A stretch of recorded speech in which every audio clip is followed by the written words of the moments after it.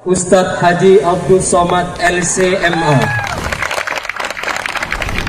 dengan tema membumikan kitab kuning di era modern. Wa ilaihi falyatafaddal mashkura. Allahumma shalli ala Muhammad. Allahumma shalli ala Muhammad. Sallu ala Nabi Muhammad. Takbir. Allahu Akbar.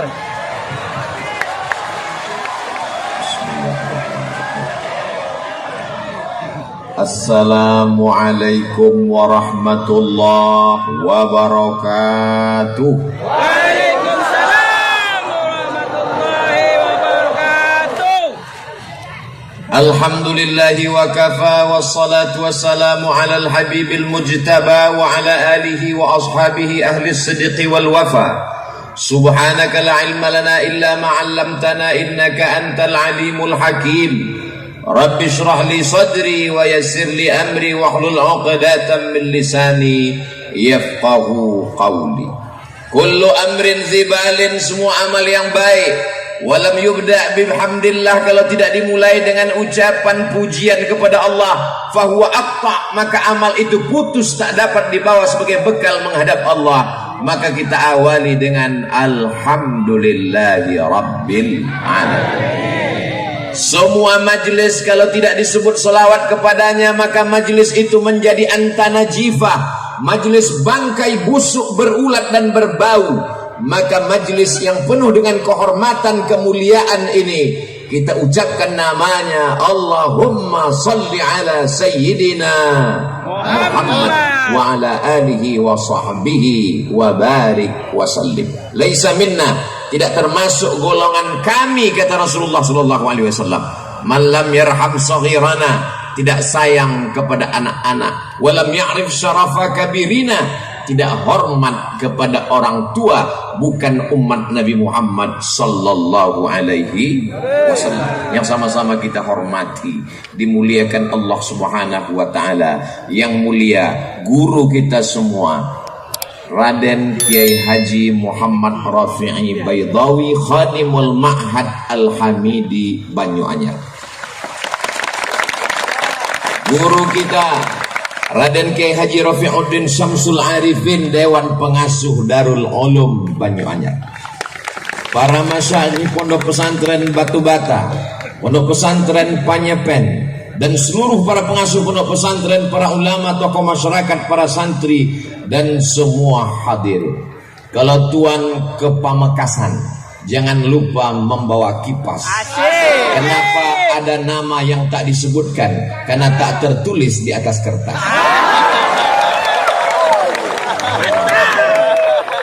Sahabat saya, guru kita Al-Mukarram Kiai Haji Dr.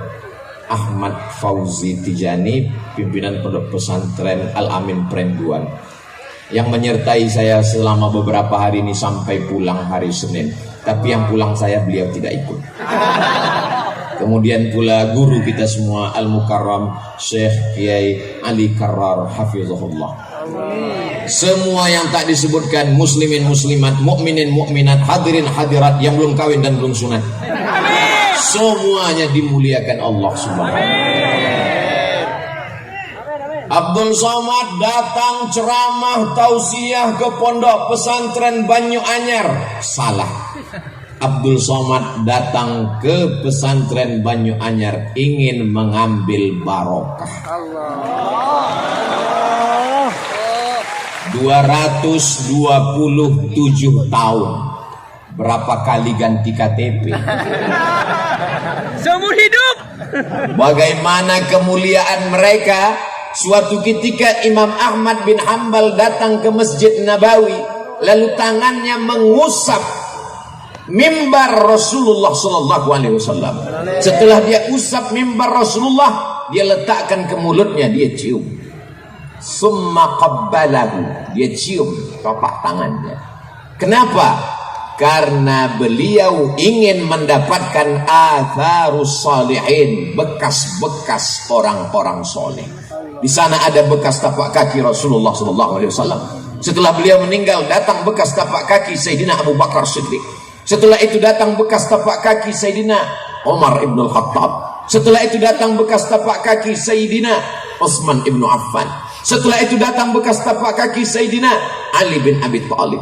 Setelah itu datang bekas tapak kaki Sayyidina Hasan ibni Ali radhiyallahu anhu. Setelah itu datang bekas tapak kaki siapa saja orang-orang soleh. Padahal ketika itu Imam Ahmad bin Hanbal meninggal tahun 241. Hari ini Abdul Somad datang setelah pesantren Banyu Anyar berdiri 275 tahun. Walaupun kita tidak bertemu dengan mereka di dunia, insya Allah kita akan bersama di surga Jannatul Firdaus. Berani sekali Ustaz Somad tausiah di depan para alim ulama. Tadi waktu Ustaz duduk baca apa? Kirim Al-Fatihah. Untuk Maulana Kiai Isbat Al-Fatihah. Untuk Maulana Kiai Abdul Hamid sudah kirim Al-Fatihah. Untuk Kiai Baydawi sudah kirim Al-Fatihah. Supaya apa? Supaya melimpahlah madat dan barokahnya untuk kita semua, insya Allah. Ada seorang ulama ahli hadis yang memiliki majlis di Masjidil Haram, namanya Sayyid Alawi bin Abbas Al-Hasani. Kenapa disebut Al-Hasani? Karena dia keturunan Sayyidina Al-Hasan, anak Sayyidatuna Fatimah, anak Sayyidina wa Maulana wa Syafi'ina wa Dhukhrina wa Qurrati A'yunina Muhammad sallallahu alaihi wasallam. Sayyid Abbas sedang mengajar, lalu kemudian dia lihat ada orang tua yang sedang tawaf. Lalu dia bertanya kepada salah seorang muridnya, dia tanya kepada Kiai Baydawi, itu siapa? Orang tua itu adalah Sayyidil Walid, ayah saya. Ini orang salah satu daripada wali-wali Allah subhanahu wa ta'ala. La ya'riful wali illal wali.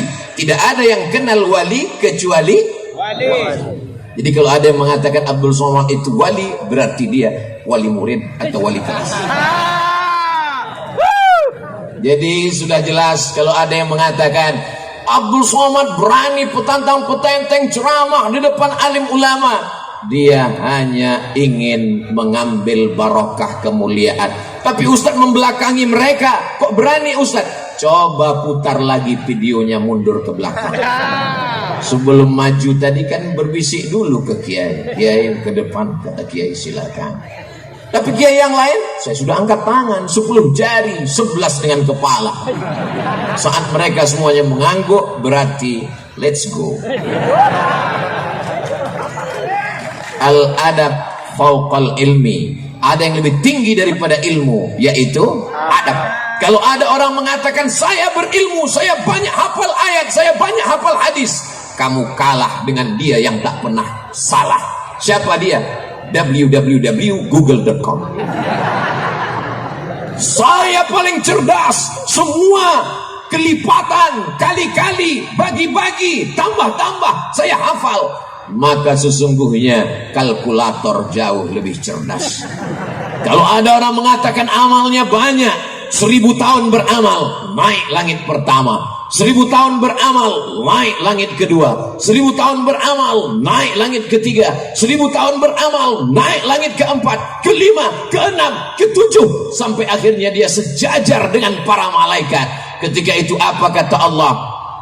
Wa idh qulna lil malaikati isjudu li Adam. Wahai seluruh malaikat, bersujudlah kamu kepada Adam. Fasajadu, semuanya bersujud illa Iblis. Saat itu bangkit egonya. Yang diperintahkan bersujud malaikat, sedangkan Iblis bukan malaikat. Lalu dia siapa? Buka surat Al-Kahfi. Kana minal jinni. Dia berasal dari kalangan jin. Fafasaqa an amri rabbih. Dia melawan perintah Allah subhanahu wa ta'ala. Yang diperintahkan bersujud malaikat. Kenapa bisa ada satu yang aneh, yang asing, yang bukan malaikat? Karena prestasi ibadahnya luar biasa, sehingga dia sejajar dengan malaikat. Tapi dia bukan malaikat. Jadi kalau ada orang bangga dengan ibadahnya, tapi kurang adab dan taatnya, berarti dia Iblis. Masya Allah, tabarakallah. Mudah-mudahan kita dijauhkan dari sifat iblis. Amin. La yadkhulul jannah, tak masuk surga, man kana fi qalbihi, siapa yang dalam hatinya mithqala habbatin min khardalin min kibrin, ada sombong sebesar biji sawi. Sebetulnya yang Ustaz bicarakan ini siapa? Saya. Di atas pentas, di atas karpet hijau, ada lagi karpet abu-abu lengkap dengan bunga-bunganya, dikawal dengan pasukan khusus anti santet.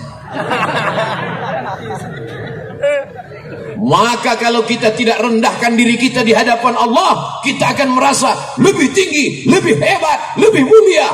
Apalagi protokol menyebutkan semuanya, Al-Mukarram, Profesor, Doktor, Syekh, hampir masuk tawon ke hidung, saking besarnya lubang, mengembang.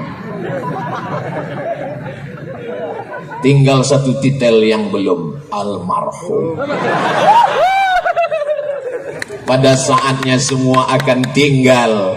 Yang kekal abadi hanyalah harimau mati meninggalkan belang, gajah mati meninggalkan gading, manusia mati meninggalkan utang.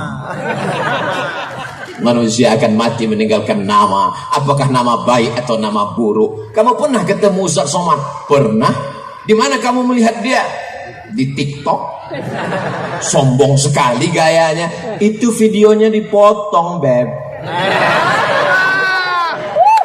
Kamu pernah ketemu Ustaz Somad? Pernah. Di mana kamu lihat? Di Instagram. Tapi cuma 1 menit, ngomongnya kasar. Itu orang nggak punya paket 2 giga. Kalau dia orang dari pesantren Banyu Anyar, dia akan tonton dari awal sampai akhir. Judul videonya, mencari barokah di pesantren 227 tahun. Di mana bisa kami lihat Pak Ustadz? Channel Ustadz Abdul Somad Official. Subscribe, like, share, and comment. Saya paling takut ceramah kalau di hadapan kiai. Ini rasanya sekarang ini seperti peserta dacil, dai cilik menjelang malam Lailatul Qadar. Jadi nanti kalau ada, kenapa Ustaz selama tausiah itu ngelihatnya ke depan, ke kanan, ke kiri, nggak ada ngelihat ke belakang? Tahu bahannya hilang. Tema yang diberikan adalah bagaimana membumikan kitab kuning. Kitab kuning itu apa Pak Ustadz? Ya kitab yang warnanya kuning. Akhirnya ini anak pergi ke Mesir. Sampai di Mesir pergi ke toko-toko buku di dekat Masjid Al-Azhar, di dekat Masjid Kepala Sayyidina Al-Husain. Sampai di sana dia lihat ternyata kitabnya putih semua. Ternyata dicetak di Darul Fikri Beirut, kertasnya berwarna putih. Makna kitab kuning menurut istilah para alim ulama, guru-guru kita adalah disebut orang Arab dengan kutubut turas, kitab-kitab klasik yang ditulis ratusan bahkan ribuan tahun yang lalu. Saya kebetulan pernah kuliah di Malaysia, Universiti Kebangsaan Malaysia. Lalu kemudian karena kita orang Indonesia wajib mengambil satu mata kuliah bahasa Melayu. Padahal saya orang Melayu, bukan Melayu yang lari itu. Saya ini dari Sumatera, orang Riau, Melayu. Pokoknya kamu orang Indonesia wajib ngambil mata kuliah bahasa Melayu. Nama dosennya Cik Rusdi. Kumisnya tebal. Lalu kemudian di suatu hari dia pun datang masuk kelas membawa manuskrip tulisan. Dia katakan, ini adalah manuskrip Melayu umurnya 100 tahun. Coba kalian baca masing-masing, silakan. Begitu kami baca, nggak faham. Padahal bahasanya bahasa Melayu, umurnya baru 100 tahun. Tapi hari ini anak-anak pesantren Banyu Anyar membaca kitab Sahih Al-Bukhari, ditulis oleh Imam Muhammad bin Ismail bin Ibrahim bin Al-Mughirah bin Bardisbah Al-Bukhari dari Uzbekistan, meninggal pada tahun 256 Hijrah. Umur kitab itu sekarang 1200 tahun. Semua santri faham. yang mengaku orang Melayu, bahasa Indonesia, tapi ternyata tidak paham, padahal umur manuskrip baru 100 tahun. Kenapa kita bisa paham Sahih Al-Bukhari? Karena bahasa Arab tidak mengalami perubahan. Itulah dia bahasa Al-Quran. Al-Quran yang dibaca Nabi Muhammad SAW didengarkan oleh makmum, makmumnya membaca didengarkan oleh sahabat, sahabat membaca didengarkan tabi'in, tabi'in membaca didengar tabi'in sampai ke guru kita. Makanya kalau ada orang masuk Islam mu'alaf ngaji nggak pakai guru, dia hanya modal internet, dia cari Al-Quran digital, enter, habis itu dia coba-coba baca, dia akan baca alama. Karena tulisannya alif baris atas, lam baris atas, mim baris atas. Karena tidak berguru. Tapi ketika dia berguru, dia akan dengar bacaan yang benar. Alif lam mim. Tidak ada tulisannya begitu. Kita berguru kepada guru-guru kita. Itulah makanya disebutkan man la syaikha lahu fasyaitanu syaikhuhu. Siapa yang tidak berguru, maka setanlah gurunya. Alhamdulillah semua santri-santri dari sejak berdiri 227 tahun yang lalu, ternyata pecahan dari murid, dari santri yang mendirikan pondok-pondok pesantren, lebih dari 400 pondok pesantren, insya Allah akan terus bertambah, mengalir sebagai amal jariah sampai hari kiamat insya Allah. Kita tidak perlu ngaji pada kiai, kita tidak perlu ngaji sama ulama, cukup kembali kepada Al-Quran dan baca hadis Nabi. Berpeganglah kepada dua saja, Quran dan hadis. Oh gitu, iya. Lalu kamu belajar baca Quran sama siapa? Sama guru. Itu kan ulama. Guru saya boleh, guru kamu nggak boleh. Kebetulan kami di Sumatera, cara belajar baca Qurannya, alif di A, alif di bawah I, alif depan U, A, I, U. Sahabat saya di Pulau Jawa, alif fathah A, alif kasroh I, alif dhammah U, A, I, U. Di Madura gimana cara bacanya? Jawa. Nabi tidak mengatur cara membacanya. Terserah pakai ijtihad apa. Dulu pakai qaidah Baghdadiyah. Lalu kemudian muncul metode namanya Iqra. Muncul lagi metode namanya Qiraati. Muncul lagi metode namanya, orang dari Batam namanya Pak Hatta, dia buat metode Hattaiyah. Kalau Abdul Somad buat metode Somadiyah. Ini adalah ijtihad untuk memberikan kemudahan-kemudahan. Lalu kalau dikatakan siapa yang membaca Quran dengan metode yang tidak diajarkan Nabi, maka dia sudah melakukan perbuatan bid'ah. Terbantahkan dengan ucapan Sayyidina Umar Ibnul Khattab saat melihat orang sholat tarawih dengan imam yang bagus, dengan jamaah yang ramai, dibuat 20 rakaat ditambah 3 witir. Apa kata beliau? Ni'matil bid'atu hadhihi. Inilah sebaik-baik bid'ah, karena belum ada dilaksanakan di zaman Rasul, tapi perbuatan ini baik selama sesuai dengan Quran dan sunnah Rasulullah sallallahu alaihi wasallam. Suatu ketika saya sedang menyampaikan tausiah, datang orang ngasih kertas. Ustaz Somad, ini ada pertanyaan. Apa pertanyaannya? Yang ngasih pertanyaan pakai cincin emas. Kita tahu bahwa cincin emas hukumnya haram. Pas ditanya, kenapa kamu ke masjid pakai cincin emas? Saya mengikut perintah Al-Quran. Lama saya termenung, ayat yang mana ini? Dia bacakan ayat, ya ayyuhalladzina amanu, hai orang-orang beriman, khudzu zinatakum inda kulli masjid. Kalau kamu mau ke masjid, pakailah perhiasan-perhiasan. Ini perhiasannya.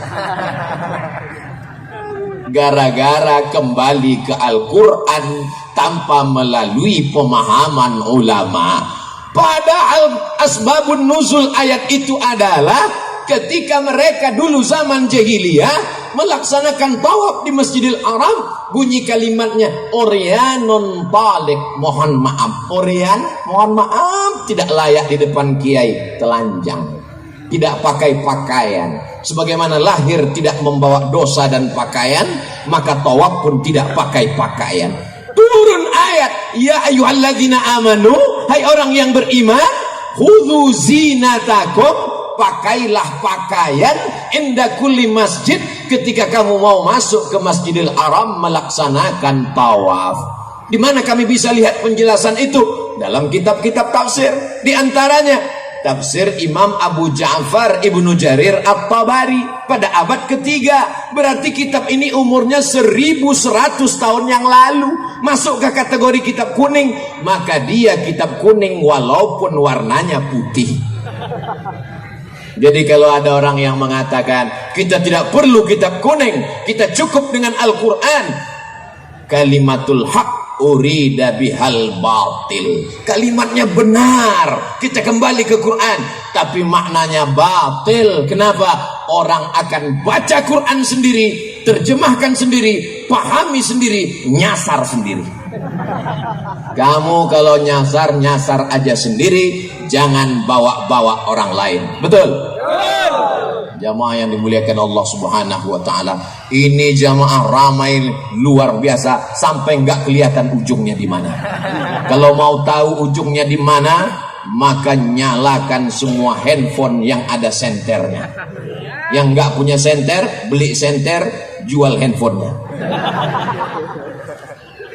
Maulaya salli wa sallim daiman abada ala habibika khairil khalqi kullihim Muhammadun sayyidul kaunaini wathaqalain wal fariqaini min arbin wa min ajami maulaya salli wa sallim daiman abada ala habibika khairil khalqi kullihim antal bulladhi turja syafa'atuhu likulli hawlim minal ahwali muqtahimi maulaya salli wa sallim daiman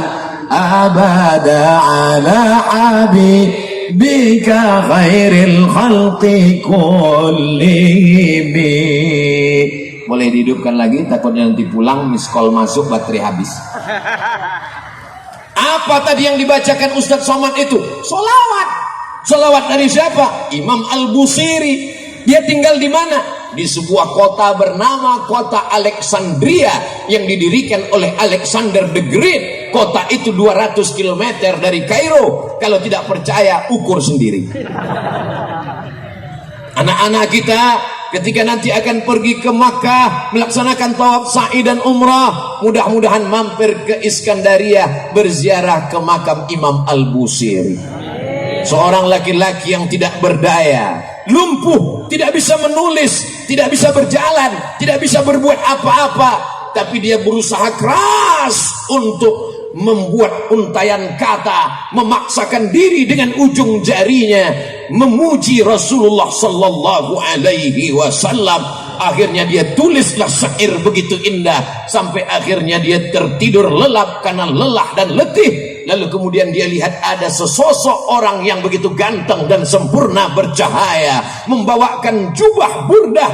Maka setelah dia terbangun dan tersadar, sembuh sehat walafiat, maka dia berilah judul syair itu bernama Syair Burdah, karena hadiah dari Rasulullah sallallahu alaihi wasallam. Sembuh dalam keadaan sehat walafiat. Begitu indahnya kisah Al-Burdah, tapi begitu diperlihatkan kepada orang, apa kata mereka? Ini adalah sholawat bid'ah, wa kullu bid'atin dhalalah wa kullu dhalalatin finnar. Karena tidak dibuat oleh Nabi Muhammad sallallahu alaihi wasallam. Kalau tidak dilakukan Nabi, maka berarti perbuatan itu bid'ah. Apakah pernah Nabi membaca Maulaya salli wa sallim? Apakah pernah Nabi membaca salawat burdah? Tidak pernah. Kalau begitu maka perbuatan ini bid'ah, wa kullu bid'atin dhalalah wa kullu dhalalatin finnar. Sorga yang seluas langit dan bumi isinya cuma 3 aja, dia, istrinya, sama mertuanya. Berbahaya kalau kita tidak kembali kepada kitab kuning. Baca Sahih Bukhari, baca syarahnya yang ditulis oleh Al-Hafiz Ibnu Hajar Al-Asqalani, Fathul Bari namanya. Ditambah lagi Imam Al-Qastullani, ditambah lagi Imam Badruddin Al-Aini. Saya baca Sahih Muslim, Pak Ustadz, kamu nggak paham. Baca syarah penjelasannya, ditulis oleh Imam An-Nawawi dalam kitab Al-Minhaj, syarah Sahih Muslim Ibn Al-Hajjaj. Saya baca kitab Muwatta Malik, Pak Ustadz, kamu nggak ngerti. Nanti kamu akan katakan dalam kitab Muwatta Malik ini hadisnya dhaif semua, sanadnya putus semua, ini balaghat, ini munqati'at, ini maqtu'at. Padahal sesungguhnya sanad-sanadnya sudah disambungkan oleh Imam Ibnu Abdul Bar dalam kitab At-Tamhid lima fil Muwatta minal ma'ani wal asanid. Saya membaca kitab Sunan Tirmizi, Pak Ustadz, baca syarahnya Tuhfatul Ahwadhi. Saya baca Sunan Abi Daud, Pak Ustadz, baca syarahnya Aunul Ma'bud dan syarah yang lain. Saya baca kitab Sunan Ibni Majah, Pak Ustadz, baca syarahnya Hasyiah As-Sindi. Saya baca Musnad Ahmad bin Hanbal, Pak Ustadz, baca penjelasan ta'liqat wa syuruhat wa tahqiqat yang ditulis oleh para ulama. Semua penjelasan-penjelasan itu dalam kitab kuning, walaupun warnanya putih. Jadi pintu masuknya gimana, Pak Ustadz? Kita masuk hotel, ada kolam renang, ada tempat minum, ada tempat sarapan, ada kamar, ada tempat olahraga. Tapi satu kunci pintu masuknya adalah bahasa Arab. Dan bahasa Arab kuncinya adalah nahu, sarab, balaghah, ma'ani, bayan. Insya Allah itulah yang dipelajari selama 227 tahun. Selamat dari perpecahan, insya Allah. Jadi kalau umat ini mau selamat, tidak ada jalan lain. Selamat dari tabdi', membid'ahkan. Selamat dari tafsik, memfasikkan. Selamat dari takfir, mengkafirkan. Dia akan kembali kepada sunnah, dan sunnah itu adalah Quran, hadis. Tapi dia lupa satu lagi, al ulama warasatul anbiya. Kita kembali ke hadis. Hadis itu apa? Ma udhifa ila Nabi sallallahu alaihi wasallam min qaulin aw fi'lin aw taqririn aw sifati khalqiyatin wa khuluqiyatin min ba'di bi'satihi ila wafatihi sallallahu alaihi wasallam. Ucapan, perbuatan, ketetapan, sifat fisik, sifat bawaan sejak dia lahir, diangkat menjadi rasul sampai meninggal menghadap Allah Subhanahu wa taala. Kamu ketemu dengan Nabi? Enggak. Lalu dari mana kamu tahu sunnah? Dari Sahih Bukhari. Sahih Bukhari itu orang? Iya. Ulama? Iya. Kenapa kita ikut ulama? Tapi katanya langsung ke Quran dan sunnah. Oh iya ya. Imam Bukhari apa ketemu dengan Nabi? Tidak. Imam Bukhari meninggal tahun 256. Nabi meninggal tahun 11. Dari 256 ke 11 banyak. Jadi kalau begitu Imam Bukhari dapat hadis itu dari mana? Dari gurunya. Namanya siapa? Abdullah bin Maslamah. Abdullah bin Maslamah dapat dari siapa? Dari Imam Malik bin Anas. Malik bin Anas dapat dari siapa? Dari Abu Zinad. Abu Zinad dapat dari siapa? Dari Al-A'raj. Al-A'raj dapat dari siapa? Dari Abu Hurairah. Abu Hurairah dapat dari siapa? Dari Nabi. Bersambung sanadnya. Kalau putus di atas namanya mu'allaq. Kalau putus di bawah, di atas namanya mursal, hilang sahabat. Kalau hilang sanadnya dari penulis kitab ke atas namanya mu'allaq. Kalau putusnya berurut-urutan namanya mu'dal. Kalau putusnya tidak di atas, tidak di bawah, tidak di tengah, namanya munqati. 2 SKS 16 tatap muka. Potong tatap muka pertama, potong mid semester, potong UAS, ujian akhir semester. Apakah mungkin belajar hadis tafsir dalam 16 tatap muka? Sementara mereka belajar Imam Malik. Apa kata Imam Malik? Aradtu kitabi hadza ala sab'ina min fuqaha'il Madinah. Aku bacakan kitabku ini kepada 70 ahli fikih kota Madinah, kulluhum wata'uni fasammaituhu muwatta'a. Semuanya setuju dengan isi kitab Muwatta, maka aku sebut kitab ini Muwatta, kitab hadis tertua yang dicetak saat ini, meninggal tahun 179 Hijrah. Catatan-catatan penting dari Imam Malik ke guru-gurunya bersambung sampai ke Nabi sallallahu alaihi wasallam. Al-isnad minad din. Sanad adalah bagian dari agama. Fanzuru amman ta'khudhu dinakum. Perhatikan kamu ambil sanad ilmu kamu dari siapa. Orang sekarang kalau ditanya, kamu belajar dari siapa? Dari guru saya. Siapa guru kamu? Syekh YouTube. Nama lengkapnya siapa? Tabayatubu. YouTube.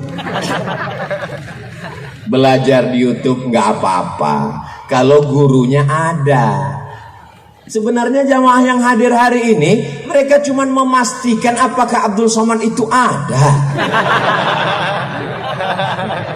Tadi di rumah Kiai ketemu dengan beberapa adik-adik, ketemu, ini Abdul Somad yang selalu kulihat di YouTube. Memangnya ada orang di YouTube itu nggak ada di alam nyata? Ada. Anak saya selalu ngelihat dia, saya selalu ngelihat dia. Pas saya datang ke kampungnya dia nggak ada. Siapa itu? Upin Ipin. Memangnya ada di YouTube itu yang suaranya ada, orangnya nggak ada? Ada. Suaranya ada, tapi orangnya nggak ada. Siapa itu? Ya itu kalau kita tanya, Anda sedang berada di Jalan Sudirman, jangan belok kiri, terus aja. Itu suaranya ada, orangnya nggak ada. Itu mesin. Kalau dijamin orangnya ada, kita dengar kajiannya. Kalau nggak paham kita tanya ke guru, kita bisa komplain. Maka ini adalah perbuatan kemajuan teknologi membuat kita menjadi mudah untuk belajar. Bukankah dulu Al-Quran tidak ditulis di atas kertas? Al-Quran ditulis di pelepah korma, di tulang onta, di batu yang ceper. Masya Allah, langsung kertas datang. Syukran Kiai. Kertas barang mewah dari Tiongkok. Mereka membuat bubur yang terbuat dari bambu, karena negeri itu disebut dengan negeri tirai bambu. Bambunya habis dimakan oleh panda. Lalu kemudian bambu dibubur. Setelah bubur bambu dijemur, jadilah kertas.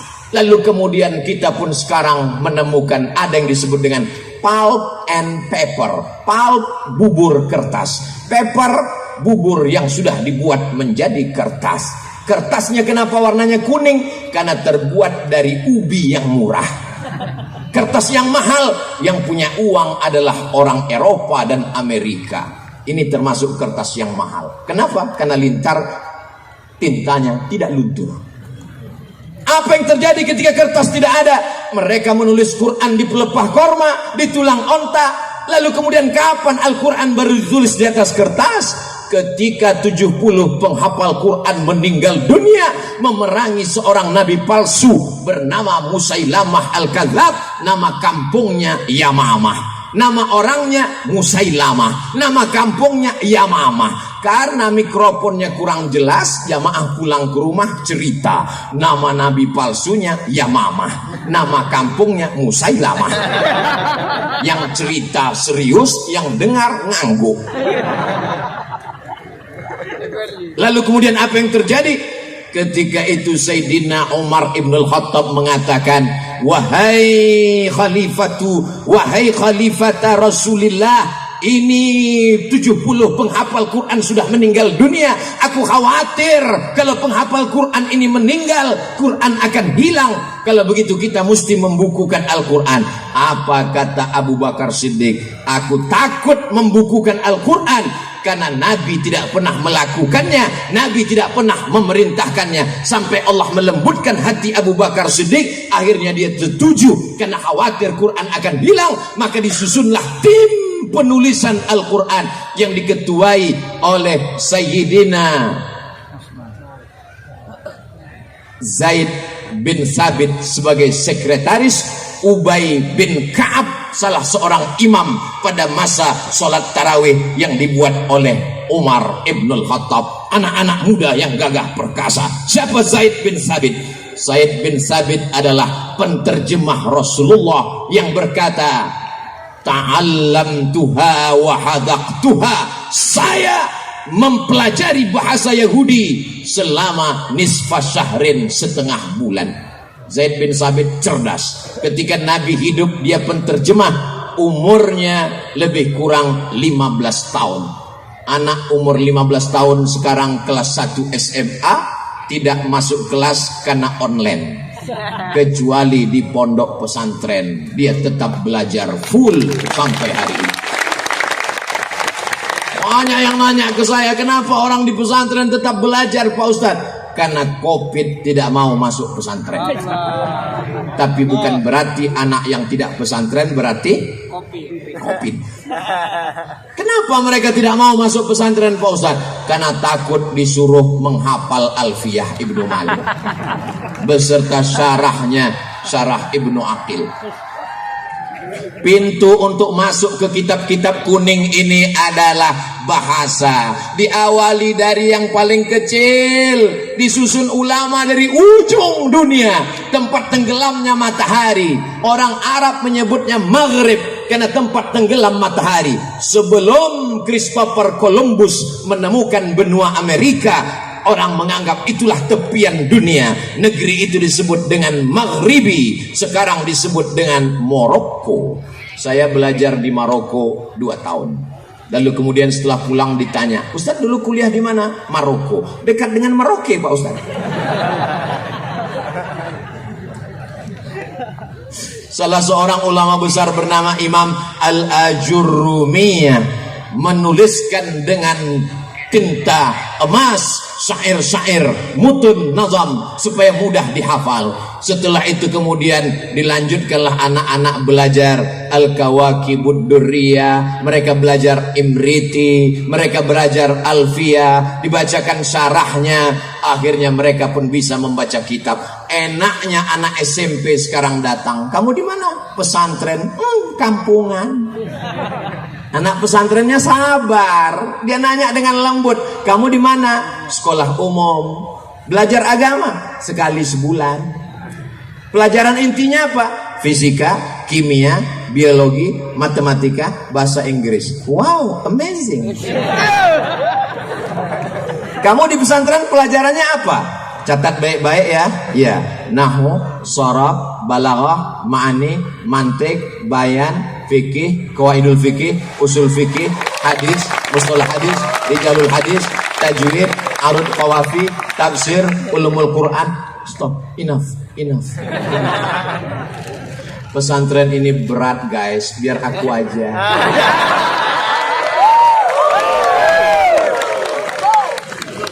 Banyak orang salah sangka, anaknya nggak lulus SMP negeri, nggak lulus SMP plus, nggak lulus SMP swasta karena mahal. Ya udahlah, masuk pesantren aja. Belum masuk pesantren aja udah error. Ditambah pelajarannya begitu banyak. Heng. Cari anakmu yang paling jenius, cari anakmu yang paling pintar, cari anakmu yang paling tajam otaknya, masukkan dia ke pesantren. Tamat pesantren, dia akan menjadi Imam Al-Bukhari, dia akan menjadi Imam Asy-Syafi'i, dia akan menjadi Imam Al-Asy'ari, dia akan menjadi Imam As-Suyuti. Apa kata Imam Jalaluddin Abdurrahman As-Suyuti? Hafiztu mi'atai alfa hadis, aku hafal 200.000 hadis. Law wajadtu aksara min dzalika la hafiztuha, kalau aku dapat lebih dari itu aku akan hafal juga. Ini banyak orang sekarang begitu enaknya ngomong, Imam Syafi'i manusia, saya manusia. Imam Syafi'i makan, saya makan. Imam Syafi'i nikah, saya lebih banyak. Imam Syafi'i itu tidur, saya juga tidur. Kalau Imam Syafi'i boleh baca Quran mengeluarkan hukum, saya juga bisa baca Quran dan mengeluarkan hukum. Orang yang begini jangan dimarahi, cuman tanya aja lembut-lembut sambil berbisik. Udah ngopi belum?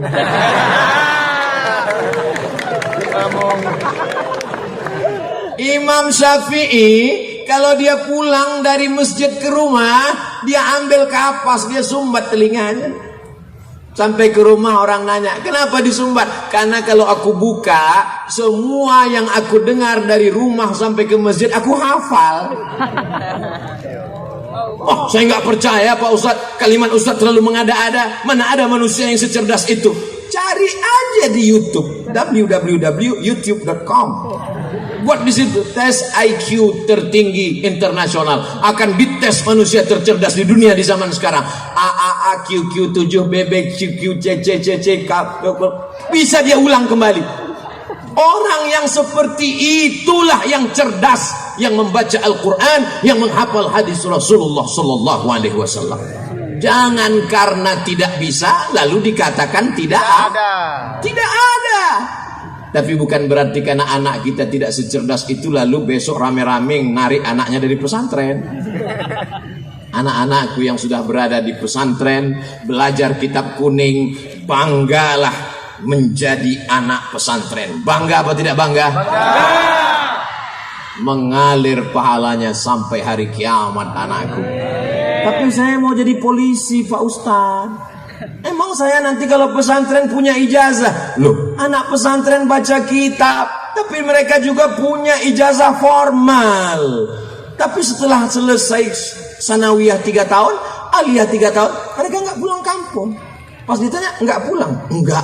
Kenapa? Kitabnya belum khatam. Lebih sayang kitab daripada ijazah formal. Ijazah formal bisa didapatkan dengan paket A, paket B, paket C.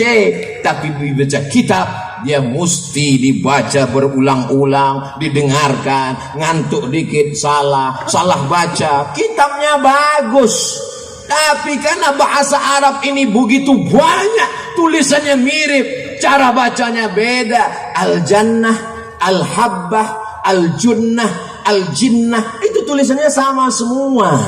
Makanya jangan baca kitab yang sudah digigit rayap. Nyari obat dari kitab lalu tulis. Sebetulnya kitab itu tulisannya Habbatun Sauda, tapi karena digigit rayap tulisannya Hayatun Sauda. Ular hitam dia tangkap, memang nggak sakit, mati langsung. Kalau ada dokter-dokter spesialis, ujian akhirnya sebelum buka praktek, dia mesti bisa bahasa Latin. Kenapa? Karena buku-buku kedokteran diambil dari bahasa Latin, dari bahasa Yunani, lalu diterjemahkan ke dalam bahasa Arab. Saya melihat 2 jilid di perpustakaan Darul Hadis Maroko, ditulis oleh Ibnu Sina. Tapi karena orang bule, orang barat susah baca Ibnu Sina, mereka baca Avicenna. Lalu kemudian apa yang terjadi? Setelah itu mereka terjemahkan. Judul bukunya Al-Qanun Fit-Tib, Al-Qanun, undang-undang Fit-Tib kedokteran, diterjemahkan ke dalam bahasa Inggris, The Canon of Medicine. Jadi anak-anak kita amat sangat bisa. Pak Ustadz, kami nggak bisa bahasa Inggris. Bahasa Inggris perubahannya cuma berapa? Go, going, gone, when. Cuma 4. Tapi zahaba, zahabu, zahabat, zahabata, zahabna, zahabta, zahabtuma, zahabtum, zahabti, zahabtuma, zahabtina, zahabti, zahabna. Itu baru fi'il madhi, belum fi'il mudhari'nya, belum lagi amarnya, belum lagi nahinya, belum lagi masdarnya, belum lagi isim fa'ilnya, belum lagi isim maf'ulnya. Jadi kalau ada orang mengeluh bahasa Inggris ini berat ya, karena kamu belum bahasa Arab guys. Sekarang orang kalau belajar bahasa Arab dia katakan, oh bahasa Arab ketinggalan zaman. Apa tuh bahasa Arab? Bahasa Inggris hebat. Sekarang dipakai dunia global internasional. Kenapa dunia internasional pakai bahasa Inggris? Bukan karena bahasa Inggris hebat, karena negara di dunia paling banyak dijajah oleh Inggris. Mudah-mudahan ceramah ini nggak diterjemahkan ke bahasa Inggris. Kalau diterjemahkan sampai ke kedutaan Inggris, nggak masuk saya ke Inggris.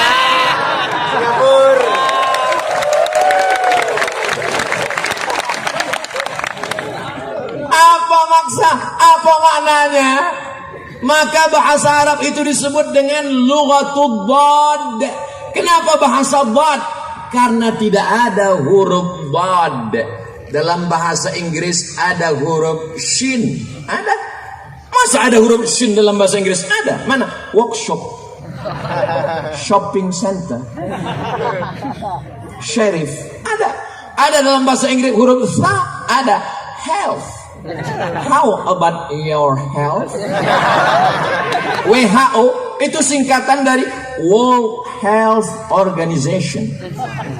Tapi huruf bod, huruf ain, tidak ada dalam bahasa Inggris huruf ain. I love you. Tidak ada dalam bahasa Inggris qalqalah. Tidak ada. Makanya kamus bahasa Arab, kamus bahasa Indonesia lengkap Purwadarminta 1 jengkal. Tapi kamus Ibnu Manzur Lisanul Arab, kamus bahasa Arab dulu ketika di pondok baru pakai kamus Munjid fil lughati wal a'lam, bangganya luar biasa. Dibawa ke masjid, sampai di masjid rupanya untuk bantal. Begitu melihat perpustakaan besar, Tajul Arus, Al-Muhit, Lisanul Arab, Al-Qamus, ternyata kamus-kamus ini luar biasa. Untuk onta saja berapa? An-Naqah, Al-Ibil, begitu banyak kata-katanya. Al-Jamal, mohon maaf Pak Jamalnya. Tapi nama suami saya Jamal, itu pakai alif. Al-Jamal. Dalam bahasa Inggris mau panjang mau pendek nggak ada beda. What are you doing? Nggak ada beda. Tapi dalam bahasa Arab berbeda panjangnya, berbeda intonasinya, berbeda maknanya. Suatu ketika saya pulang dari airport naik taksi. Lalu kemudian kawan saya nanya ke super taksi, ya sawa, enta arif tarik? Lah, ana la arif. Gara-gara alifnya dia pasang tarik, padahal yang betul mestinya dia tanya, enta arif tarik?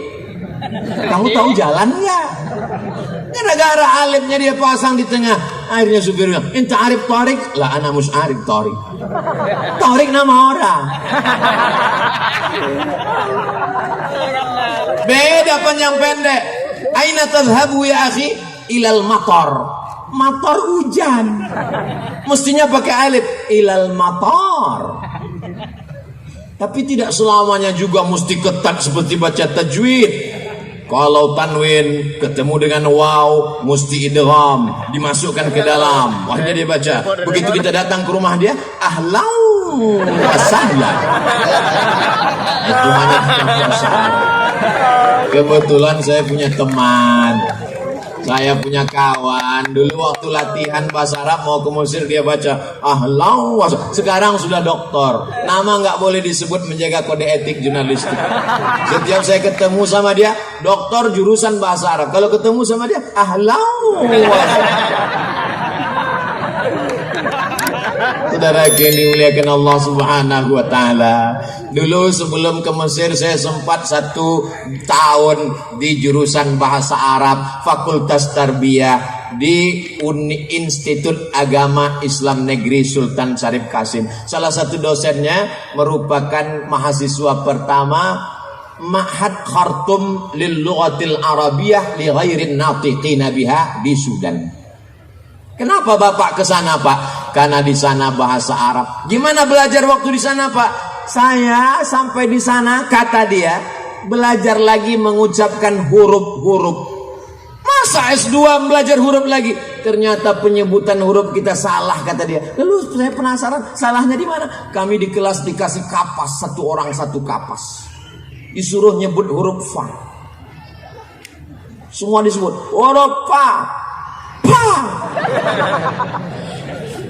Siapa yang hurufnya keluar duluan lalu kemudian kapasnya terbang, salah. Lalu saya tanya, yang benar gimana Ustadz? Kapasnya terbang duluan, hurufnya keluar dengan nada yang lembut. Sampai sehalus itu, sampai sedetail itu. Dari mulai makharijul hurufnya, sampai intonasinya, sampai idgham, ikhfa, gunnah, qalqalah bila gunnahnya. Makanya kalau kita dengar qari membaca Al-Quran, di mana dia memainkan suara sehingga masuk irama, bayati, soba, bayati, soba, sika, jaharka, ras. Ketika pada idgham, ketika pada gunnah, disitulah dia akan masukkan min qablikum. Bukan berarti, saya tahu bunyi itu tadi hanya untuk menyenangkan hati saya. Walaupun suara ini tidak boleh melantunkan ayat-ayat Al-Quran dengan irama-irama. Karena melantunkan, memasukkan irama ke dalam ayat Al-Quran adalah perbuatan yang terlarang. Oh gitu ya? Iya. Sekarang kita dengar Imam Masjidil Haram. Alhamdulillahi Rabbil Alamin Ar-Rahmanir Rahim Maliki Yaumiddin. Itu ada iramanya enggak? Ada. Gimana baca Al-Fatihah enggak pakai irama? Alhamdulillahi Rabbil Alamin Ar-Rahmanir Rahim Maliki Yaumiddin. Siapa bilang enggak ada iramanya? Azan enggak boleh panjang-panjang. Loh, azan di Saudi Arabia. Wow. Panjang. Azan nggak pakai irama gimana bunyinya? Allahu Akbar, Allahu Akbar. Itu yang muazinnya Babin Kamtibmas. Mereka walaupun polisi, walaupun tentara, Babinsa nggak tinggal sholat berjamaah. Kalau azannya lembut, jamaahnya tidur. As-salatu khairum minan naum. Maka Pak Babinsa dengan Babin Kamtibmas dia robah iramanya. As-salatu khairum minan naum. Langsung jamaah siap.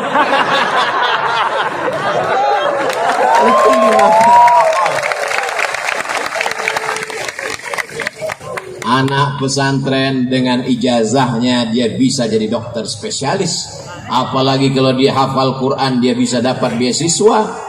Sekarang ada namanya Bintara Santri Angkatan Darat, dia bisa jadi jenderal. Bintang 7 jangan sakit kepala, cukup bintang 4 saja. Ketika dia punya kekuasaan dia akan menolong agama Allah. Tapi basicnya mestilah pesantren. Saya diceritakan oleh sahabat saya, dulu kiai-kiai itu menjadi pasukan Hizbullah, menjadi pasukan pengusir tentara Jepang dan Belanda. Teriakan mereka adalah teriakan Allahu Akbar. Santri-santri dulu orang mengatakan hari kita mengusir Belanda adalah tanggal 10 November. Betul, tidak salah. Tapi kenapa orang bersemangat berjihad tak takut mati 10 November? Karena sebelumnya ada resolusi jihad tanggal 22 Oktober. Dari 22 Oktober ke 10 November, pada saat itu ada perjuangan luar biasa. Ulama lah yang mengajarkan bahwa kalau kau mati, kau akan mati syahid.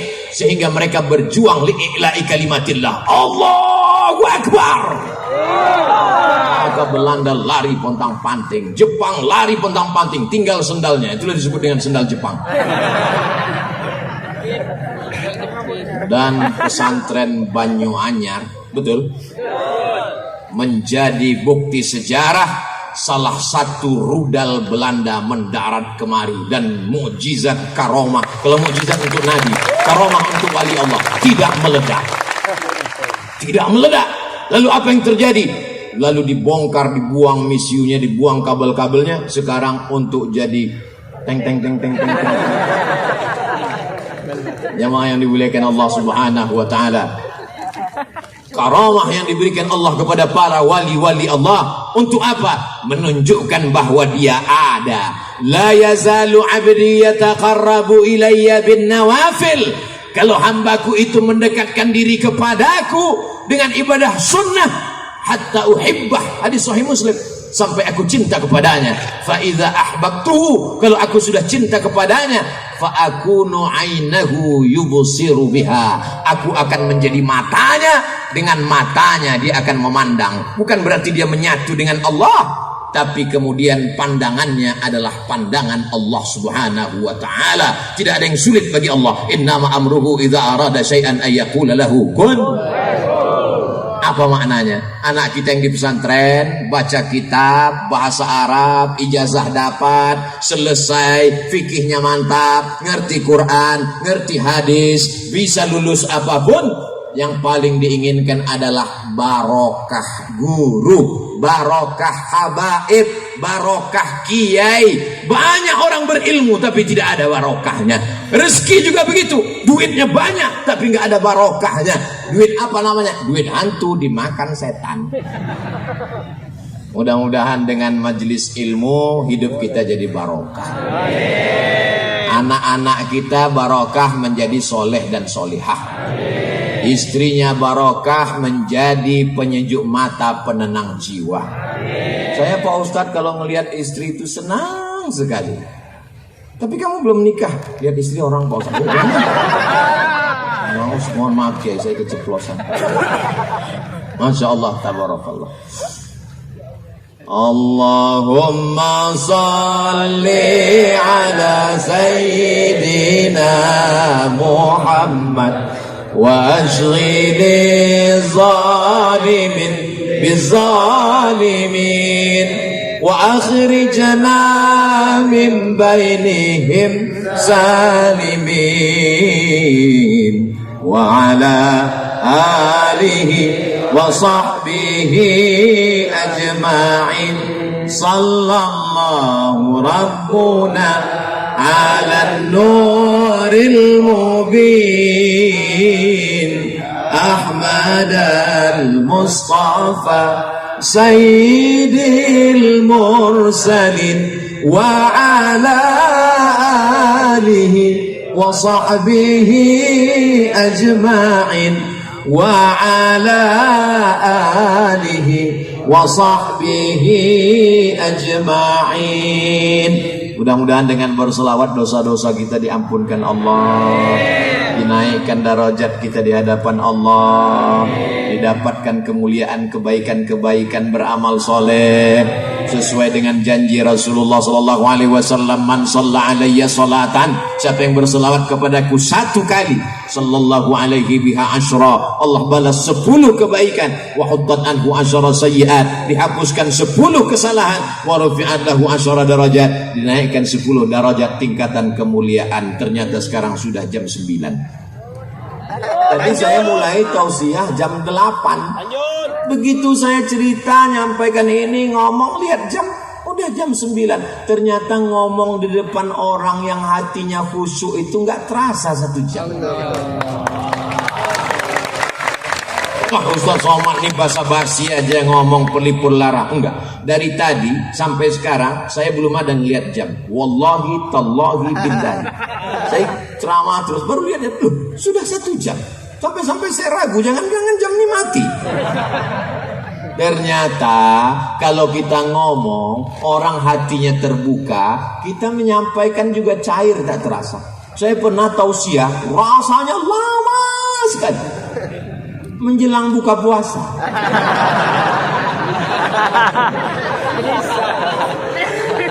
Tapi memang tadi bacaan Fatihahnya banyak sekali. Untuk Kiai Isbat Al-Fatihah, untuk Kiai Abdul Hamid Al-Fatihah, untuk Kiai Baydawi Al-Fatihah, untuk Mbah Khalil Bangkalan Al-Fatihah, untuk para habaib, para ulama Al-Fatihah. Kenapa? Tidak ada tempat kita bersandar kecuali kepada Allah. Loh, Ustaz katanya kepada Allah, kenapa mesti kepada tadi hamba Allah itu? Oke. Suatu ketika Khalid bin Walid kehilangan pecinya. Peci saya mana? Peci saya mana? Peci saya mana? Lalu kemudian sahabat mengatakan, peci kan banyak jual di pasar. Kenapa sibuk nyari peci? Bukan pecinya. Di dalam peci itu ada rambut Rasulullah sallallahu alaihi wasallam. Pertanyaannya, kenapa enggak langsung aja ke Allah? Kenapa melalui rambut Rasulullah? Asma binti Abi Bakar, kalau anaknya sakit, dia ambil qirbah. Qirbah adalah kulit kambing, tempat air minum. Karena waktu itu belum ada lagi tempat air minum canggih seperti sekarang. Kulit kambing dijahit, setelah itu diisi air, lalu kemudian bekas minum Rasulullah SAW itu dituangkan air, diminumkan kepada anaknya. Kenapa nggak langsung aja kepada Allah? Ya Allah, sehatkan anakku, nggak perlu pakai qirbah, ini bid'ah, wa kullu bid'atin dhalalah wa kullu dhalatin finnar.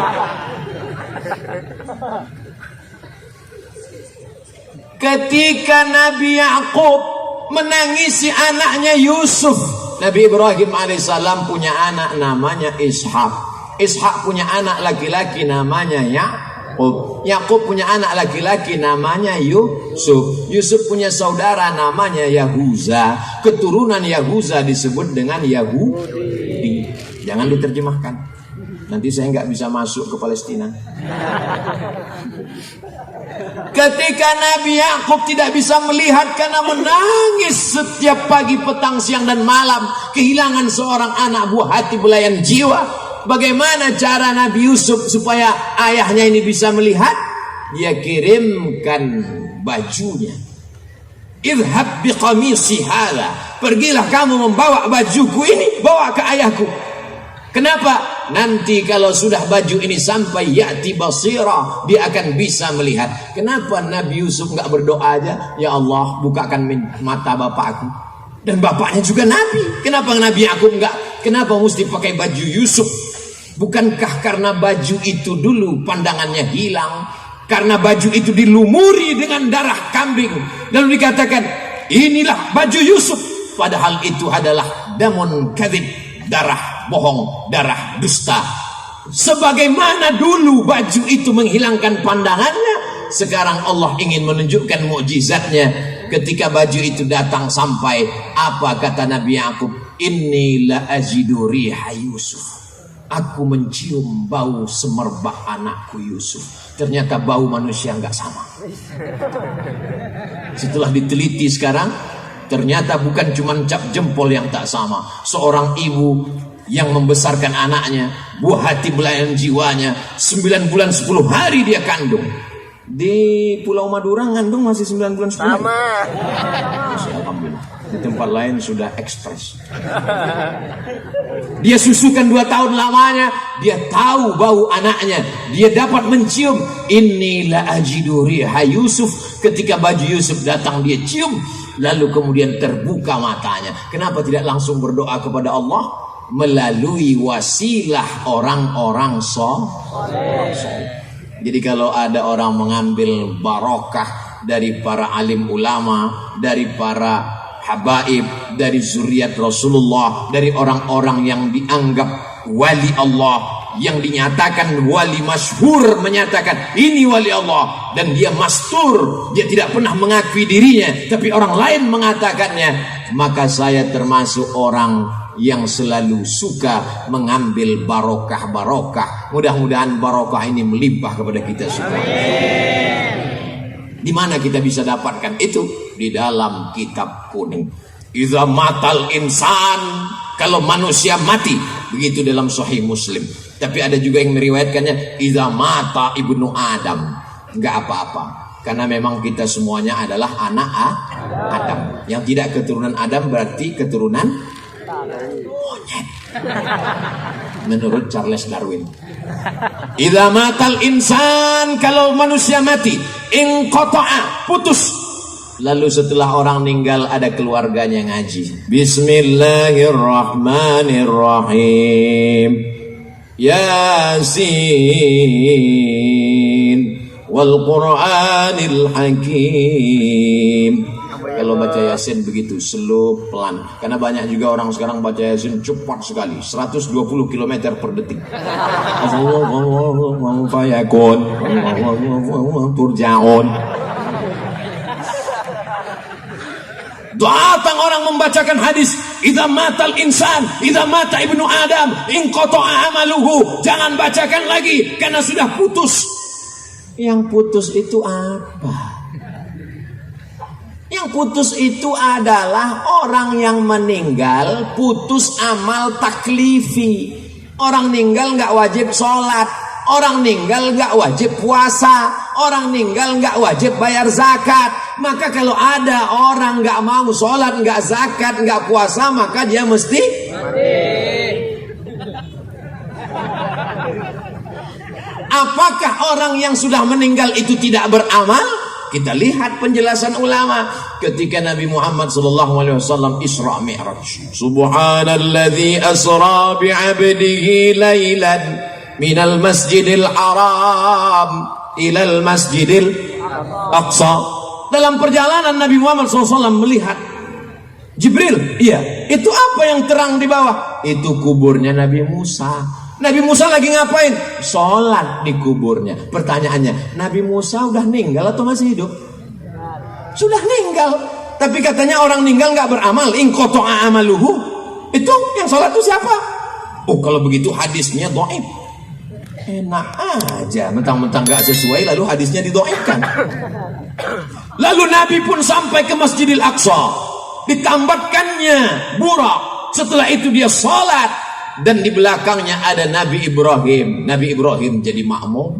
Di belakangnya ada Nabi Musa. Nabi Musa jadi makmum. Di belakangnya ada Nabi Nuh. Nabi Nuh jadi makmum. Pertanyaannya, nabi-nabi itu masih hidup apa udah meninggal? Sudah meninggal, kok salat? Tapi katanya orang sudah meninggal putus. Maka kata ulama, di antaranya Syekh Yusuf dalam kitab Al-Mawsu'ah Al-Yusufiyah fi Adillatis Sufiyah, yang putus itu adalah amal taklifi. Dia tidak lagi sholat wajib, dia tidak lagi zakat wajib, dia tidak lagi zikir baca Quran wajib, tapi bahwa mereka beramal. Maka sesungguhnya wali-wali Allah, orang mati syahid, para nabi, mereka tetap beramal. Kalau mereka tidak beramal, tidak mungkin mereka menjawab salam kita saat lewat di makam. Assalamualaikum ya ahlad diyar minal mu'minin wa inna insyaallah bikum lahiqun yarhamullahu mustaqdimina wal mustaakhirin nas'alullah lana wa lakumul afiyah. Kalau hafal panjang, kalau nggak hafal gerak-gerakkan aja mulut. Mereka pun akan menjawab waalaikumsalam warahmatullahi wabarakatuh, tapi kita tidak mendengar jawabannya. Itu menunjukkan bahwa mereka sesungguhnya tidak mati, tidak berhenti. Maka apa kata Allah? Wala taqulu liman yuqtalu fi sabilillahi amwat bal ahya walakin la tash'urun.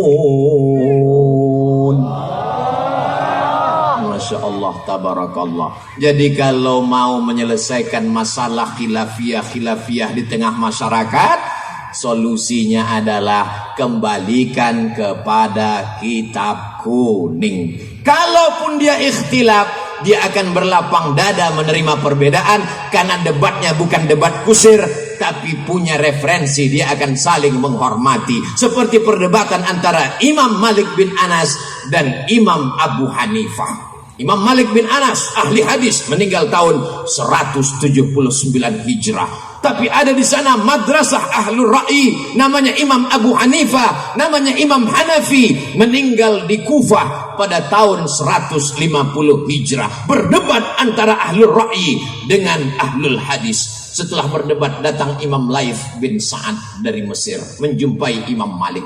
Malik, ya, bagaimana kamu melihat Hanafi tadi? Kata Imam Malik, belum pernah aku melihat orang yang hujahnya sehebat Abu Hanifah.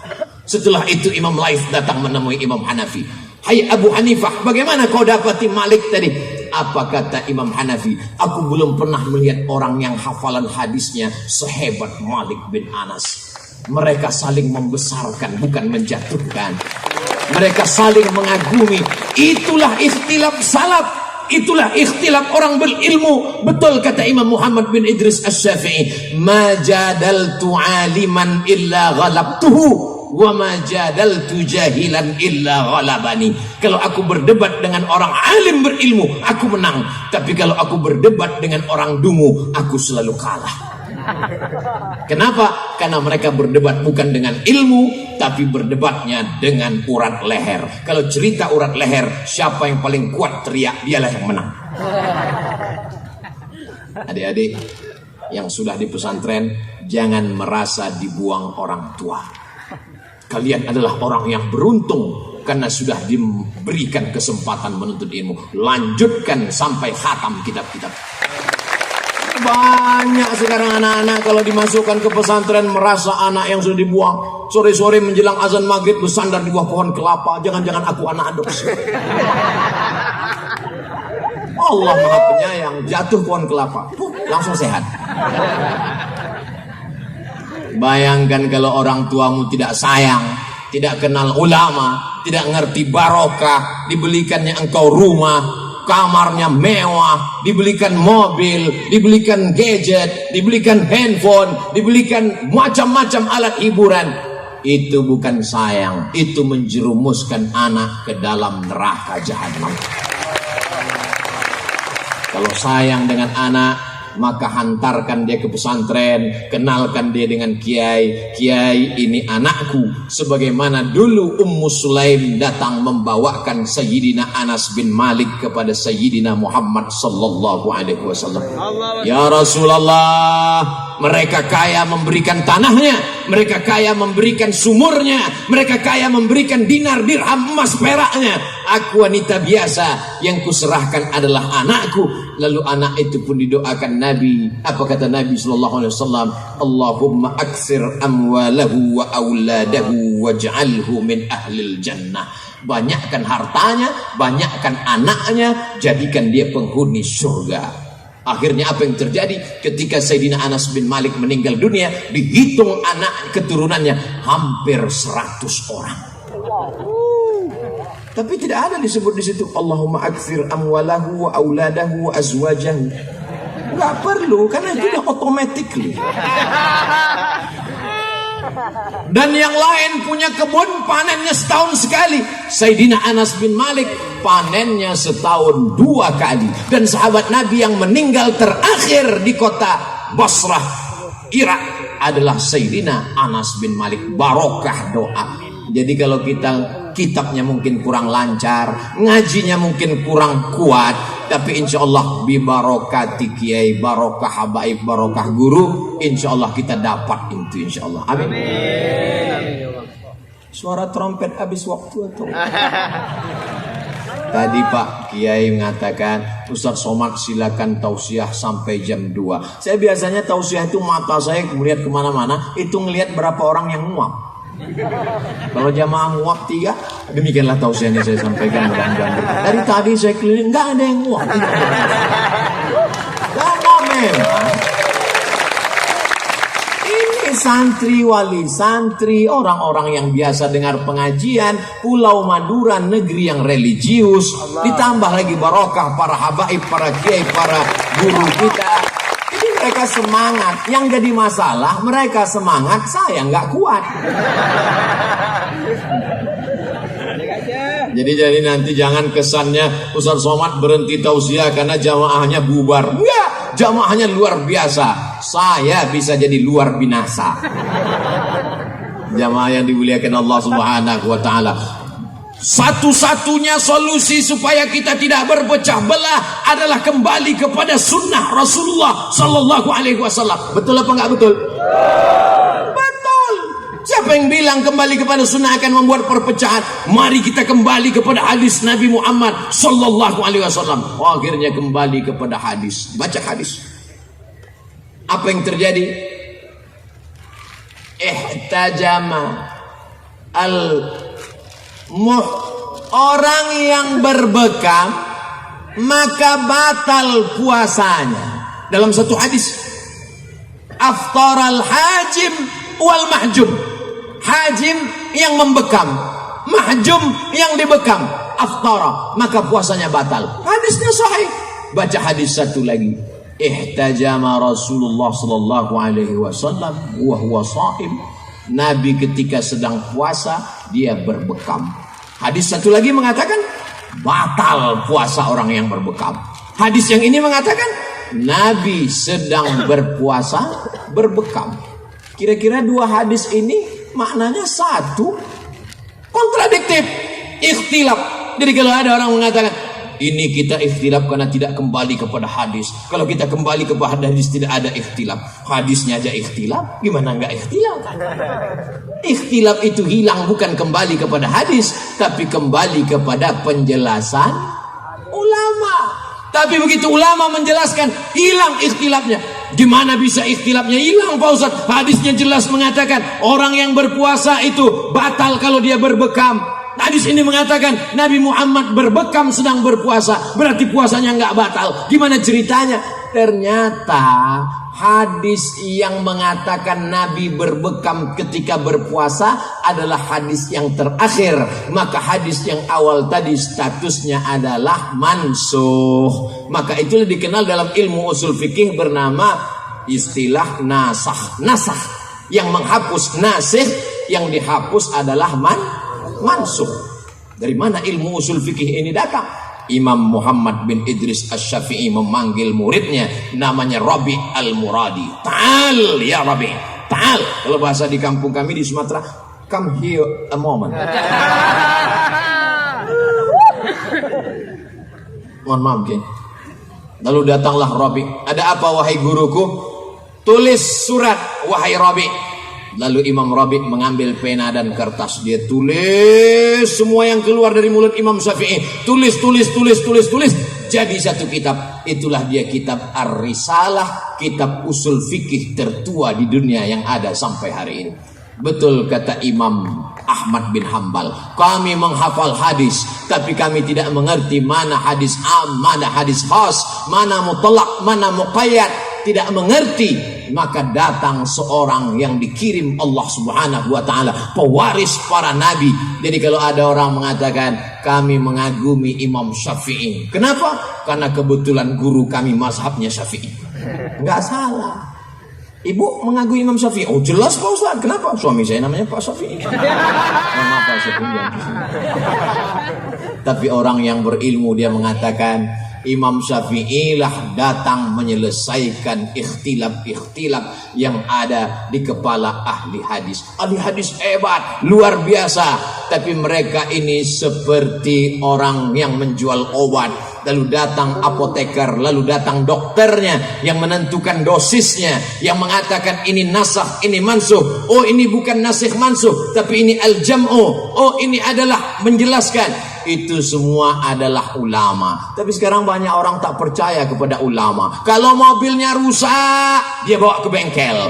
AC-nya rusak, dia bawa ke tukang servis. Handphonenya rusak, dia bawa ke counter HP. Tapi kalau agamanya rusak, dia betulin sendiri. Kita nggak perlu pada ulama. Kita bisa baca sendiri. Waktu mobilmu rusak, bisa kau betulin sendiri. Saya perlu pada bengkel. Tapi kenapa pada ulama kau tak percaya? Dan sekarang ada pula orang yang memaksa setiap anak-anak mesti mengikut selera dia. Jangan belajar kitab kuning aja, jangan ngapal Quran aja, belajar fisika, belajar biologi, belajar kimia, belajar sains teknologi. Betul, tidak salah. Tapi takutnya nanti orang pesantren membalik juga. Dia datang ke dosen fisika, dia datang ke guru kimia. Jangan cuma hebat kimia aja, baca juga ini Alfiyah Ibnu Malik, baca juga ini kitab kuning. Bisa orang berpikir terbalik demikian.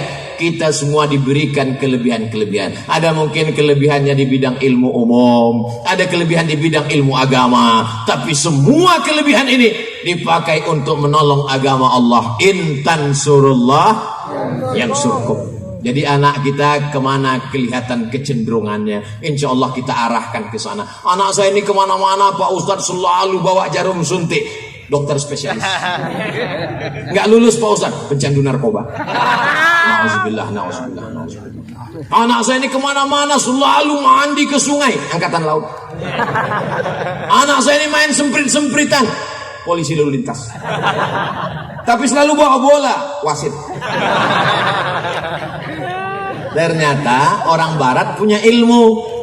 Jadi anak-anak itu sudah tahu bakatnya dari kecil, diarahkan ke sana. Sekarang saya menemukan beberapa jamaah dokter, tapi hobinya nulis novel. Setelah ditanya-tanya, kronologis ceritanya, rupanya saya dulu nih fakultas kedokteran terpaksa Pak Ustadz. Untung nggak salah suntik. Jadi kita lihat bakat anak kita ini kemana. Ustadz Somad dulu bakatnya gimana? Saya dulu, ini rumah saya, ini ada warung di dekat rumah, jual minyak, jual gula, jual. Saya anak pertama, adik saya satu laki-laki. Mak saya nyuruh saya pergi beli minyak, beli gula, ke samping saya pun pergi. Kalau pergi saya nggak pulang-pulang. Kenapa? Diajak cerita sama yang tukang. Jadi dari kecil saya ini memang suka tukang cerita. Kawan-kawan saya kalau sekolah itu ada pohon di dekat kelas, saya cerita sama kawan-kawan saya keliling sampai terlambat masuk kelas. Jadi perlu juga kita cari orang yang pandai bercerita, tapi bukan tukang dongeng, supaya ceritanya itu berkualitas, diisi dengan ayat, diisi dengan hadis, diisi dengan penjelasan agama, maka sesuai.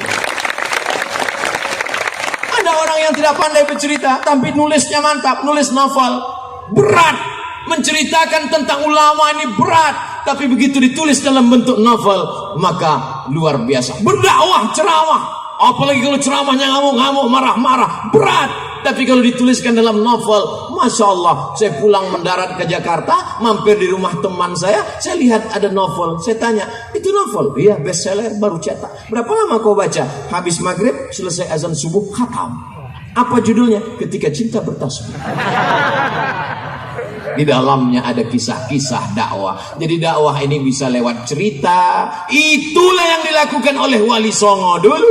Ketika mereka menebarkan Islam, mereka tahu saudara-saudara di Nusantara ini hobinya nyanyi-nyanyi, suka melantunkan, maka mereka buatkan ada wayangnya, ada lagunya. Dan kalau kita lihat lagu-lagu sholawat itu banyak sekali yang tidak ditemukan di Mesir. Saya di Mesir 4 tahun gak pernah dengar sholawat itu. Iramanya itu gak pernah saya dengar. Kemudian saya pindah ke Maroko 2 tahun, gak pernah saya dengar. Ustaz Somad ini kan bilang di Mesir 4 tahun, Maroko 2 tahun, di Sudan dia cuma mau bilang lama di Arab. Kalau cuma lama di Arab, onta lebih lama Pak Ustaz.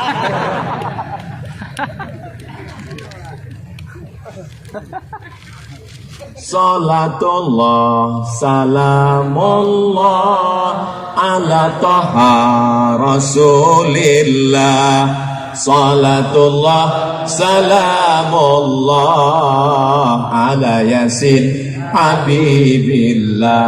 Tawassalna bi bismillah wa bil hadi rasulillah wa kulli mujahidin lillah bi ahlil badri ya Allah. Salatullah, salamullah, ala taha rasulillah. Salatullah, salamullah, ala yasin habibillah. Tawassalna bi bismillah wa bil hadi rasulillah wa kulli mujahidin lillah bi ahlil badri ya Allah. Irama itu tidak pernah saya dengar sekalipun. Itu murni kreasi orang kita. Tapi masuknya bukan dalam ayat Al-Quran, dalam salawat, oke. Dalam lantunan nasyid tidak masalah. Ada orang lagu Melayu dia masukkan, nggak apa-apa.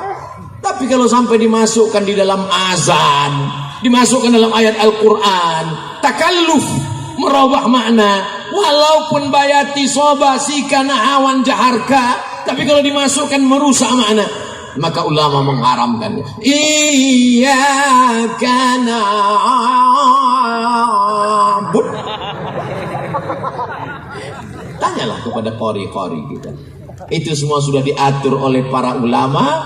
Falaula nafara min kulli firqatin minhum ta'ifatun liyatafaqahu fid din. Jangan semuanya pergi berperang. Perang itu penting. Jihad menolong agama Allah, tapi jangan semuanya. Falaula nafara min kulli firqatin minhum ta'ifatun. Ada 2-3 orang liyatafaqahu fid din, untuk belajar ilmu agama. Tujuannya untuk apa? Liunziru qaumahum idza raja'u ilaihim la'allahum yahzarun. Mudah-mudahan anak-anak yang belajar di pesantren Banyuanyar pulang ke kampung halaman menjadi dai menolong agama Allah Subhanahu wa taala. Saya ini orangnya bodoh Pak Ustadz, dulu nggak ngaji Pak Ustadz, maka saya balas kebodohan saya. Anak saya mesti di pesantren, mesti baca kitab, mesti tamat. Bagus. Sekarang ada orang berpikiran lain. Saya ini bodoh Pak Ustadz, anak saya mesti lebih bodoh dari saya. Perbaiki Karena semua akan dituntut di hadapan Allah Subhanahu wa taala. Kullukum ra'in, setiap kamu adalah pemimpin, wa kullukum mas'ulun, semua kamu akan disoal, semua kamu akan ditanya. La tus'alunna yauma idzin 'anil na'im. Semua nikmat akan ditanya, dan di antara nikmat yang terbesar adalah nikmat anak. Berapa banyak orang minta punya anak. Rabbi habli minas sholihin, Rabbi habli min ladunka dzurriyyatan thayyibah, Rabbana hab lana min azwajina wa dzurriyyatina qurrata a'yun waj'alna lil muttaqina imama. Semua anak-anak muda ini akan menjadi anak-anak yang soleh dan soleh. Ustaz dari tadi kok anak-anak terus? Kami yang bapak-bapak, bapaknya sudah soleh duluan. Sudah tua nggak soleh juga. Kapan lagi? Malaikat maut udah dekat. Jadi kalau Ustadz Somad selalu menceramahi anak muda, ada juga orang-orang ibu-ibu, bapak-bapak. Ustadz Somad, kami yang tua ini perlu juga diberikan semangat, motivasi Pak Ustadz. Kalau mau semangat, gak usah dengar ceramah, lihat aja liang lahat. Insya Allah semangat. Ini Ustadz lagi ngejek kami atau gimana? Saya dalam 1 bulan mesti melihat, langsung melihat liang lahat. Oh, itulah tempatmu nanti Abdul Somad. Berapa banyak jamaah yang datang, tidak ada satupun yang mau gantian sip-sipan malam pertama, malam kedua, malam ketiga. Walaqad ji'tumuna furada kama khalaqnakum awwala marrah. Kamu akan datang menghadap kami, kata Allah, sebagaimana kau dulu lahir sendirian, kau pun akan datang menghadap Allah sendirian. Tapi anak-anak yang tamat dari pesantren, dia berdoa di tengah malam meneteskan air mata. Rabbighfirli wa liwalidayya warhamhuma kama rabbayani. Tapi salahmu, anakmu tidak kau masukkan ke pesantren. Kau terpukau dengan artis yang ada di TV, lomba nyanyi, kontes musik. Akhirnya anakmu pun menyanyikan lagu. Saat kau mati, dia nyanyikan lagu Mama.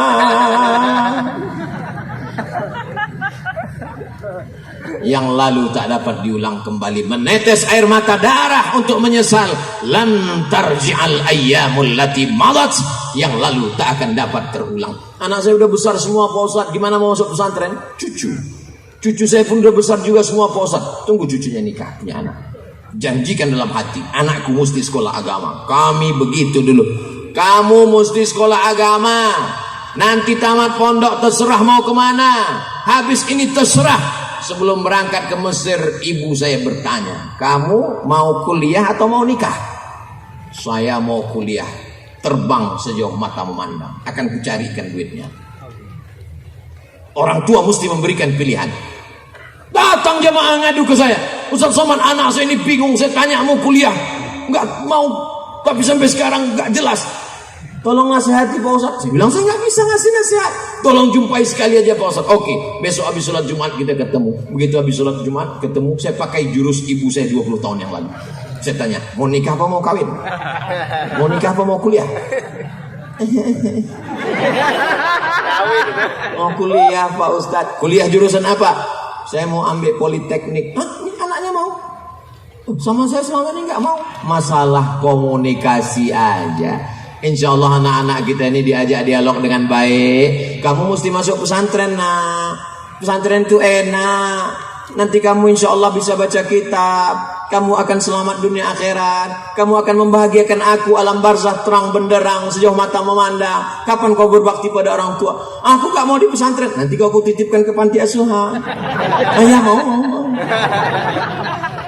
Oh, Pak Ustadz meneror anak. Tidak, bawa dia jalan-jalan ke pondok pesantren, melihat. Jangan dilepas anak dengan tangisan. Ini banyak ibu-ibu bapak-bapak melepas anak pondok pesantren, melihat kasurnya tipis, melihat dapur ngantri panjang. Kamu beruntung punya ibu dan ayah seperti kami yang mampu menyekolahkan. Pergi kau ke lampu merah di kota-kota besar, anak-anak berdagang tisu malah dieksploitasi untuk mencari kekayaan oleh preman-preman, anak-anak yang tak berdaya. Tapi kau mampu disekolahkan, maka bangkitkan semangatnya. Kau mesti sekolah sini sampai sekolah formalnya tamat, hatamkan kitab, ngaji dengan kiai, berkhidmah dengan ulama, pulang kau jangan jadi anak soleh. Kalau mau nangis nanti udah agak-agak 5 kilo dari Banyuanyar, udah jauh, abang nangis. Nangislah di tengah malam mengadu kepada Allah. Bacakan Al-Fatihah, bertawassul kepada Rasulullah dengan bersalawat. Lembutkan hati anakku, jadikan dia anak yang berbakti kepada agama, nusa dan bangsa. Doa ibu mustajab, menembus pintu-pintu langit. Saya nggak bisa bahasa Arab Pak Ustaz. Nggak usah pakai bahasa Arab, pakai bahasa apa saja. Allah Ta'ala maha tahu. Allah ya dzal jalali wal ikram, ya fa'alul lima yurid, ya man qada amran innama yaqulu lahu kun fayakun. Seorang jamaah, anak saya ini pakai narkoba Pak Ustaz, dikasih tahu nggak takut, ditangkap polisi takut, sebentar keluar pakai lagi. Akhirnya gimana? Akhirnya Pak Ustaz, saya ambil air zam-zam 1 jerigen, saya bawa tawaf 7 putaran, doanya nggak ganti-ganti. Berhenti narkoba, berhenti narkoba, berhenti narkoba, berhenti narkoba, berhenti narkoba, berhenti narkoba, berhenti narkoba, berhenti narkoba. Pulang dari umroh dipanggil anaknya, sini minum ini air zam-zam, mandikan. Kalau kau nggak berhenti juga, habis sudah usahaku. Berhenti.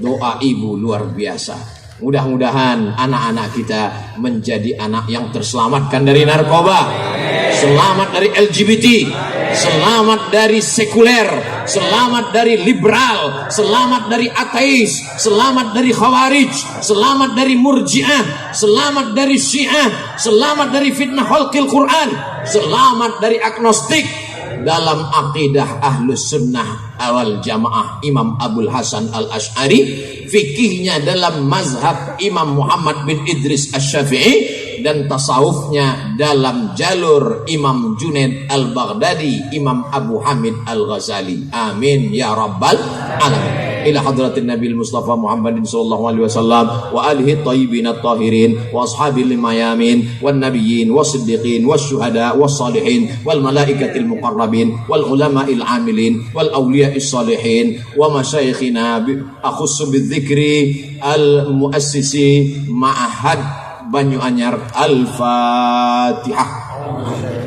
أعوذ بالله من الشيطان الرجيم بسم الله الرحمن الرحيم الحمد لله رب العالمين الرحمن الرحيم مالك يوم الدين إياك نعبد وإياك نستعين اهدنا الصراط المستقيم صراط الذين أنعمت عليهم غير المغضوب عليهم ولا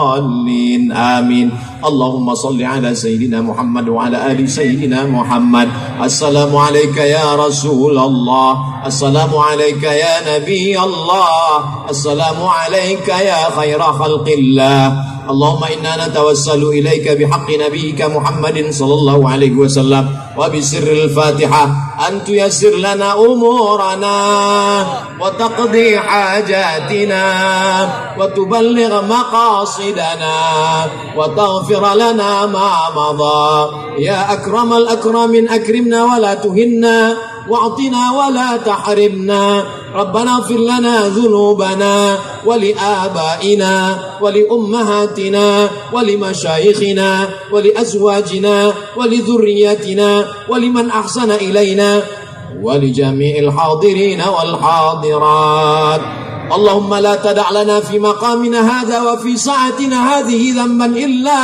غفرته ولا هما إلا فرجته ولا دينا إلا قضيته ولا حاجة من حوائج الدنيا والآخرة لك رضا ولنا فيها صلاة إلا قضيتها ويسرتها يا رب العالمين اللهم ارزقنا زيارة بيتك العتيق اللهم ارزقنا زيارة قبر نبيك محمد صلى الله عليه وسلم اللهم إنا نعوذ بك من علم لا ينفع ومن قلب لا يخشع ومن نفس لا تشبع ومن دعاء لا يسمع اللهم ادفع عنا الغلاء والوباء والفحشاء والربا والزنا والمنكر والسيوف المختلفة والشدائد والمحن ما ظهر منها وما بطن من بلدنا هذا خاصة ومن بلدان المسلمين عامة اللهم إنا نسألك سلامة في الدين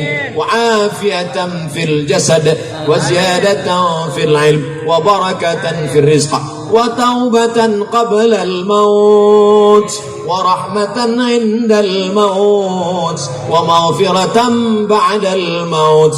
اللهم هون علينا في سكرات الموت والنجاة من النار والعفو عند الحساب. ربنا آتنا في الدنيا حسنة وفي الآخرة حسنة وقنا عذاب النار.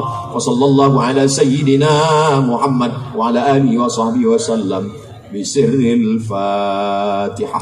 أعوذ بالله من الشيطان الرجيم. بسم الله الرحمن الرحيم. الحمد لله رب العالمين الرحمن الرحيم مالك يوم الدين إياك نعبد وإياك نستعين اهدنا الصراط المستقيم صراط الذين أنعمت عليهم غير المغضوب عليهم ولا الضالين آمين. Terima kasih atas segala perhatian. Mohon maaf atas segala kesilapan dan kekhilafan. Aqulu qouli hadza astaghfirullah li wa lakum wallahul muwaffiq ila aqwamit thariq. Wassalamu alaikum warahmatullahi wabarakatuh.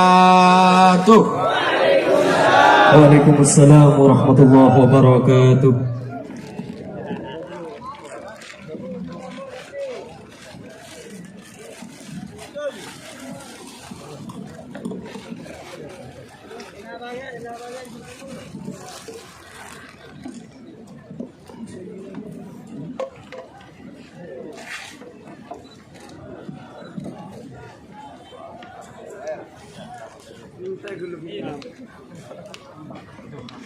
يا أرحم الراحمين يا أرحم الراحمين يا أرحم الراحمين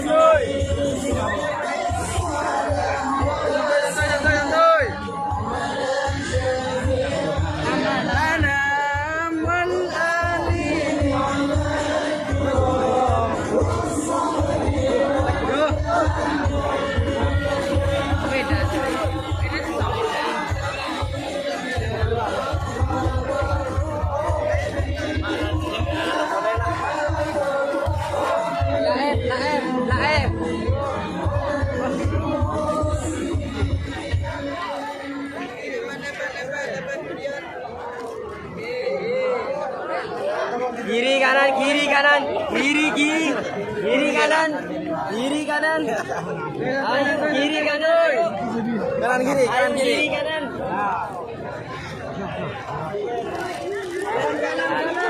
Tidak boleh.